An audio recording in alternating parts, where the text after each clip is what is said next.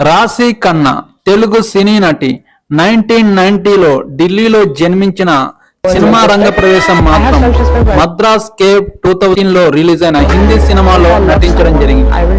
తెలుగులో సినిమా రంగ ప్రవేశం 2014లో మనం ఊహలు గుసగుసలాడే సినిమాలో నటించడం జరిగింది. అక్కడి నుంచి మొదలైన తన సినిమా ప్రస్థానం ఇప్పటి వరకు చేసిన సినిమాలలో అన్ని గ్లామర్ పాత్రలు చేయడం జరిగింది.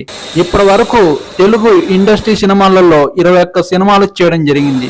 రాశి ఖన్నా తెలుగు ఇండస్ట్రీ, తమిళ ఇండస్ట్రీలో కొన్ని సినిమాలు మాత్రమే చేయడం జరిగింది. తమిళ ఇండస్ట్రీలో 7 సినిమాలు, తెలుగు ఇండస్ట్రీలో 21 సినిమాలు, ఇప్పుడు వెబ్ సిరీస్ తో అలరించడం జరుగుతుంది. ఇప్పటి వరకు అన్ని పోషించిన పాత్రలు గ్లామర్ షోకి పరిమితం కావడం వల్ల మరిన్ని అవకాశాల కోసం ఎదురు చూడడం జరిగింది. 2014లో ఊహలు గుసగుసలాడేకి ఉత్తమ నటి అవార్డు రావడం జరిగింది. మీరు నా ఛానల్ని సబ్స్క్రైబ్ చేయండి.